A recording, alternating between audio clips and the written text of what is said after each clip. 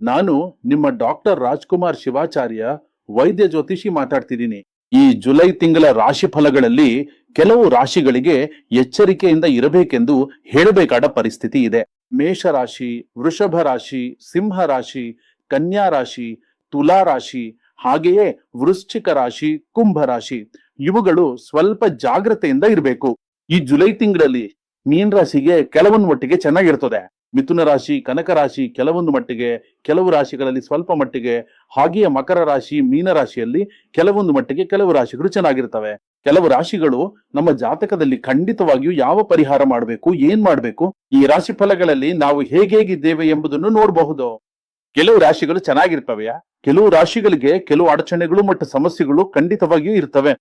ಇಂದು ಸೋಮವಾರ, ಇಂದು ಬೆಳಿಗ್ಗೆ ನಾನು ಎದ್ದು ಇವತ್ತು ಒಂದು ಶೂಟಿಂಗ್ಗೆ ಹೋಗಲು ಹೊರಟಿದ್ದೇನೆ. ಇಂದು ಬೈಕಲ್ಲಿ ನಡೆದ ಒಂದು ಘಟನೆ, ನಮ್ ಕಣ್ಣೆದುರಿನಲ್ಲಿ ನಡೆದ ಒಂದು ಘಟನೆ. ಒಬ್ಬ ಆಟೋ ಚಾಲಕರು ಸಿಗ್ನಲ್ ಇಂದ ವೇಗವಾಗ್ತಿರುವುದು, ಒಬ್ಬರು ಬಡವರು ಅವರು ಫೋನ್ ಅನ್ನು ಮುಂದೆ ಇಟ್ಕೊಂಡಿದ್ದಾರೆ, ಮಗು ಮುಂದೆ ಕುಳಿತಿದೆ. ಡಾಕ್ಟ್ರು ಆ ತಿರುಗೋಲಿ ತಕ್ಷಣ ತಗುಲಿ ಗಾಜು ಒಡೆದು ಹೆಲ್ಮೆಟ್ ಕೂಡ ಒಡೆದು ಒಂದು ದೊಡ್ಡ ಅವಘಡ ಆಯ್ತು. ಆಟೋ ಚಾಲಕರು ನಿಲ್ದೆ ಹೋಗ್ಬಿಟ್ಟು ಒಂದು ಒಂದು ಒಂದು ಒಂದು ಒಂದು ಒಂದು ಒಂದು ಒಂದು ನಿಮಿಷ ಅಥವಾ ಒಂದು ಅರ್ಧ ನಿಮಿಷಗಳ ನಂತರ ಅವನಿಗೆ ಏನ್ ಯೋಚಿಸಿದ್ನೋ ಗೊತ್ತಿಲ್ಲ, ಆಟೋ ಚಾಲಕರನ್ನು ಹಿಂಬಾಲಿಸವನ್ನು ಏನ್ ಆಯ್ತಂತ ಗೊತ್ತೇನಾ. ಆದ್ರೆ ಇವತ್ತು ಸೋಮವಾರ ನೋಡಿ, ಪ್ರತಿಯೊಂದು ನಿಮಿಷದಲ್ಲೂ ನಡೆದ ಅನಿರೀಕ್ಷಿತ ಘಟನೆಗಳನ್ನ, ಏನೋ ಒಂದು ವಿಷಯ ನಡಿಬಿಟ್ಟಿತ್ತು, ಅದು ಬೇರೆ ರೀತಿಯ ಕೆಲವು ಘಟನೆಗಳು ನಡೆದಿವೆ. ಆದ್ರಿಂದ ಈ ಜ್ಯೋತಿಷ ಎಂಬುದು ನಮಗೆ ನಿಜವಾದ ಸತ್ಯ. ಸತ್ಯವನ್ನ ಬಿಟ್ರೆ ಬೇರೆ ಏನೂ ಇಲ್ಲ. ಜೀವನದಲ್ಲಿ ನಡೀತಿರೋದನ್ನ ಚಿತ್ರವಾಗಿ ತೋರಿಸ್ತಾರೆ. ಹಾಗಾಗಿ ನಿನಗಿವೆಲ್ಲವೂ ಇದೆ, ಇದು ಎಲ್ಲವೂ ಇದೆ. ಇದೆಲ್ಲವೂ ಇದೆ ಅಂದ್ರೆ ಜೀವನದಲ್ಲಿ ನಡೆಯೋ ವಿಷಯಗಳನ್ನೇ ಹೇಳ್ತಾರೆ, ನಡೆಯದದ್ದನ್ನು ಹೇಳೋದಿಲ್ಲ. ಈ ಜ್ಯೋತಿಷ್ಯ ಎಂಬುದು ದೈವ ವಿಜ್ಞಾನ ಎಂಬ ಹೆಸರು. ಬ್ರಹ್ಮ ಬೀಜವನ್ನು ಕಲಿತವನು ಎಂದು ಹೇಳ್ತಾರೆ. ಇವೆಲ್ಲವೂ ತುಂಬಾ ದೊಡ್ಡ ಪ್ರೊಸೆಸಿಂಗ್. ಇವೆಲ್ಲವನ್ನು ಓದ್ತಾರೆ, ಅನುಭವಿಸ್ತಾರೆ, ಪ್ರತಿ ಜಾತಕವನ್ನು ನೋಡಿ ಹೇಳ್ತಾರೆ. ಇದು ಒಂದು ಕಲೆ. ಆ ಕಲೆ ಎಂದರೆ ಅದನ್ನ ಸಂಪೂರ್ಣವಾಗಿ ಓದಿ, ಅದನ್ನು ಸಂಪೂರ್ಣವಾಗಿ ಅನುಭವಿಸಿ, ಅನೇಕ ಜಾತಕಗಳನ್ನ ನೋಡಿ, ಸಾವಿರಾರು ಜಾತಕಗಳನ್ನ ನಡೆಸಬೇಕು. ನಾನು ಸುಮಾರು 32 ವರ್ಷಗಳಿಂದ ಜಾತಕವನ್ನು ನೋಡ್ತಿದ್ದೇನೆ ಎಂದು, ಎಷ್ಟು ಜಾತಕಗಳನ್ನು ನಾನು ನೋಡಿದ್ದೇನೆ ಎಂದು ನೀವೇ ನೋಡಿ. ಅದೇ ರೀತಿ ನಾವು ಅನೇಕ ಜಾತಕಗಳನ್ನು ನೋಡಬೇಕು. ಅಪ್ಪೋದಾಗ ಮಾತ್ರ ನಾವು ಸಂಪೂರ್ಣ ಜ್ಯೋತಿಷಿಯಾಗಿ ಕೆಲವು ವಿಷಯಗಳನ್ನ ಹೇಳಲು ಸಾಧ್ಯವಾಗ್ತದೆ. ಬನ್ನಿ, ಈ ವಿಡಿಯೋವನ್ನ ನೋಡಿ.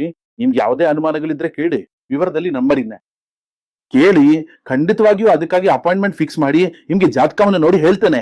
ಮೇಷರಾಶಿಯ ಪ್ರಿಯರೇ, ಹೇಗಿದೆ ಮೇಷರಾಶಿಗೆ ಜುಲೈ ತಿಂಗಳ ರಾಶಿ ಫಲಗಳು?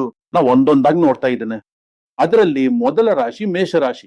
ಮೇಷರಾಶಿ ಎಂದಾಗ ನಿಮಗೆ ತುರ್ತುತನಕ್ಕಿಂತ ಶಾಂತತೆ ಯಶಸ್ಸನ್ನು ತರುತ್ತದೆ ಎಂದು ಹೇಳಬಹುದು. ಈ ತಿಂಗಳು ಹೀಗೆ ರೂಪುಗೊಳ್ತಾರೆ. ತುಂಬಾ ಸರಿಯಾಗಿ ನಡ್ಕೊಳ್ಳಿ.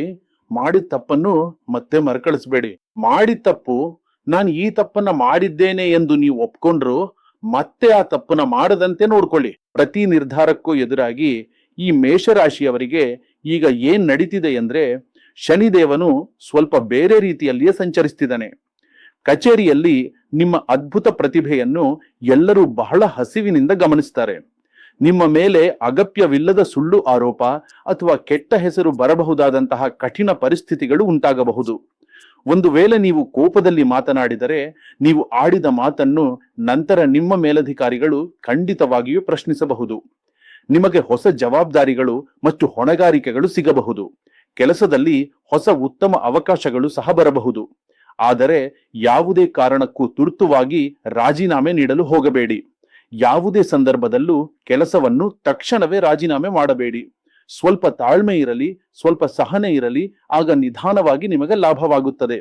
ದೊಡ್ಡ ಮಟ್ಟದ ಹೂಡಿಕೆಗಳು ಮತ್ತು ಹಲವಾರು ಅನುಭವವಿರುವ ಉತ್ತಮ ಹಿರಿಯರ ಸಲಹೆಯೊಂದಿಗೆ ಕೆಲವು ವಿಷಯಗಳು ಖಂಡಿತವಾಗಿಯೂ ಚೆನ್ನಾಗಿ ನಡೆಯುತ್ತವೆ.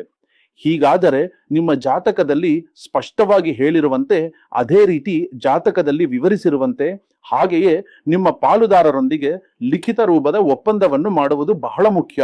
ನಾವು ಅಗ್ರಿಮೆಂಟ್ ಅಥವಾ ಒಪ್ಪಂದವನ್ನು ಹೇಳ್ತೇವೆ ಅಲ್ಲವೇ, ಯಾವುದೇ ಆಗಿರ್ಲಿ ಇತ್ಯಾದಿ. ಯಾವುದೇ ಒಂದು ಲಿಖಿತ ಒಪ್ಪಂದವಿಲ್ಲದೆ ನೀವು ಯಾವುದೇ ಕೆಲಸವನ್ನು ಸಹ ಮಾಡಬಾರದು. ನಂತರ ಆ ವಿಷಯದ ಬಗ್ಗೆ ನೋಡೋಣ ಎನ್ನುವ ಅಸಡ್ಡೆಯ ವಿಚಾರ ನಿಮ್ಮ ಮನಸ್ಸಿಗೆ ಬರಬಾರದು. ಈ ಸಮಯದಲ್ಲಿ ನಿಮಗೆ ಹಣವು ಬರುತ್ತದೆ, ಆದರೆ ಅದಕ್ಕಿಂತಲೂ ಖರ್ಚುಗಳು ಹೆಚ್ಚಾಗುವ ಸಾಧ್ಯತೆಗಳಿವೆ. ಅಂದರೆ ಮನೆಯ ಖರ್ಚುಗಳು, ವೈದ್ಯಕೀಯ ಸಂಬಂಧಿತ ವೆಚ್ಚಗಳು ಅಥವಾ ವಾಹನದ ದುರಸ್ತಿ ವೆಚ್ಚಗಳು ಹೆಚ್ಚಾಗುವಂತಹ ಪರಿಸ್ಥಿತಿಗಳಲ್ಲಿ ನೀವು ಅನಿವಾರ್ಯವಾಗಿ ಸಾಲವನ್ನು ತೆಗೆದುಕೊಳ್ಳಬೇಕಾಗಬಹುದು. ನಿಮ್ಮ ಹತ್ತಿರದ ಸಂಬಂಧಿಕರಿಂದ ನಿಮ್ಮ ಮನಸ್ಸಿಗೆ ಸ್ವಲ್ಪ ಮಟ್ಟಿಗೆ ನೋವು ಉಂಟಾಗಬಹುದು. ಎಲ್ಲರಿಗೂ ನಿಮ್ಮ ಕುಟುಂಬದ ವೈಯಕ್ತಿಕ ವಿಷಯಗಳನ್ನು ಹಂಚಿಕೊಳ್ಳಬೇಡಿ ಎಂದು ಹಿರಿಯರು ಹೇಳುತ್ತಾರೆ. ಅದೇ ರೀತಿ ಗಂಡ ಮತ್ತು ಹೆಂಡತಿಯ ಸಂಬಂಧವನ್ನು ನೋಡಿದರೆ ದಂಪತಿಗಳ ನಡುವೆ ಇರುವ ಅಹಂ ಅಥವಾ ಈಗೋವನ್ನು ಸಂಪೂರ್ಣವಾಗಿ ಬಿಟ್ಟುಬಿಟ್ಟರೆ ಜೀವನದಲ್ಲಿ ಉತ್ತಮ ಪ್ರಗತಿ ಇರುತ್ತದೆ. ಯಾವುದೇ ಕಾರಣಕ್ಕೂ ಹಿಂಜರಿಯಬೇಡಿ. ಹಿಂಜರಿಯದೆ ತಪ್ಪು ಮಾಡಿದ್ದರೆ ಕ್ಷಮೆ ಕೇಳುವುದರಲ್ಲಿ ಯಾವುದೇ ತಪ್ಪೇನಿಲ್ಲ. ಯಾವ ಸ್ಥಳದಲ್ಲಾದರೂ ನೀವು ಕ್ಷಮೆಯನ್ನು ಕೇಳಲು ಇಚ್ಛಿಸಿದರೆ ದಯವಿಟ್ಟು ಮುಕ್ತವಾಗಿ ಕೇಳಿ. ಕ್ಷಮೆ ಕೇಳುವುದು ಎಂದಿಗೂ ತಪ್ಪಲ್ಲ. ಪ್ರೀತಿಯಲ್ಲಿ ಇರುವವರು ಯಾವುದೇ ಕಾರಣಕ್ಕೂ ಮೂರನೇ ವ್ಯಕ್ತಿಯ ಮಾತನ್ನು ಸುಮ್ಮನೆ ನಂಬಬೇಡಿ. ಅನಗತ್ಯವಾದ ಸಂಶಯವು ನಿಮ್ಮ ಸುಂದರವಾದ ಸಂಬಂಧವನ್ನು ಹಾಳು ಮಾಡಬಹುದು. ಮದುವೆಯ ಮಾತುಕತೆಗಳನ್ನು ನಡೆಸುತ್ತಿರುವವರಿಗೆ ಸಮಾಜದಲ್ಲಿ ಗೌರವದೊಂದಿಗೆ ಉತ್ತಮವಾದ ನಿರ್ಧಾರವೂ ಸಿಗುತ್ತದೆ. ವಿಚ್ಛೇದನಕ್ಕಾಗಿ ನ್ಯಾಯಾಲಯದ ವಿಚಾರಕ್ಕೆ ಬಂದಾಗ ಪ್ರಕರಣವಿರುವವರು ಕೇವಲ ಭಾವನಾತ್ಮಕವಾಗಿ ಯೋಚಿಸದೆ ಕಾನೂನುಬದ್ಧವಾಗಿ ನಡೆದುಕೊಳ್ಳಬೇಕು. ಒಂದು ವೇಳೆ ಸಮರಸವಾಗಿ ಹೋಗಲು ಅವಕಾಶ ಸಿಕ್ಕರೆ ಅದನ್ನು ನಿರ್ಲಕ್ಷ್ಯ ಮಾಡಬೇಡಿ. ವಿಚ್ಛೇದನ ಪ್ರಕರಣ ನಡೆಯುತ್ತಿದೆ ಎಂದಾದರೆ ಅದು ಅಕಸ್ಮಾತ್ ನಿಮ್ಮ ಜೀವನದ ಇತರ ಅಂಕಗಳನ್ನು ಪ್ರಭಾವಿಸಬಹುದು. ಅಧ್ಯಯನದ ವಿಷಯದಲ್ಲಿ ಅಥವಾ ಸಾಮಾಜಿಕ ಜಾಲತಾಣಗಳಲ್ಲಿ ಅತಿಯಾದ ಆಸಕ್ತಿ ತೋರಿಸದೆ ಒಂದು ಮಟ್ಟಿಗೆ ನಿಯಂತ್ರಣದಲ್ಲಿರುವ ವಿದ್ಯಾರ್ಥಿಗಳು ಇರಬೇಕು ಎಂದು ಹೇಳಲಾಗುತ್ತದೆ. ಸ್ಪರ್ಧಾತ್ಮಕ ಪರೀಕ್ಷೆಗಳನ್ನು ಬರೆಯುವವರಿಗೆ ಅವರ ಉತ್ತಮ ಪ್ರಯತ್ನವು ಖಂಡಿತವಾಗಿಯೂ ಫಲ ನೀಡುತ್ತದೆ. ನಿಮ್ಮ ಆರೋಗ್ಯವು ಈ ಸಮಯದಲ್ಲಿ ಉತ್ತಮವಾಗಿರುತ್ತದೆ. ಉದ್ಯೋಗಕ್ಕೆ ಸಂಬಂಧಿಸಿದ ಮಾತುಕತೆಗಳು ನಿಮ್ಮ ಜೀವನದ ಉತ್ತಮ ಪ್ರಗತಿಗೆ ಹೊಸ ದಾರಿ ಮಾಡಿಕೊಡುತ್ತವೆ. ಪ್ರತಿಯೊಂದು ದಾಖಲೆಗಳನ್ನು ಸಂಪೂರ್ಣವಾಗಿ ಪರಿಶೀಲಿಸಿ ನಂತರವಷ್ಟೇ ಸಹಿ ಹಾಕಿ. ನೀವು ನೋಂದಣಿ ಕಚೇರಿಗೆ ಹೋಗುತ್ತಿದ್ದರೆ ಅಥವಾ ಏನಾದರೂ ಪ್ರಮುಖ ಕೆಲಸ ಮಾಡಲು ಹೋಗುತ್ತಿದ್ದರೆ ಅದನ್ನು ಸರಿಯಾದ ಕ್ರಮದಲ್ಲಿ ಮಾಡಿ. ನಿಮ್ಮ ಜೀವನವು ಉತ್ತಮವಾಗಿರುತ್ತದೆ.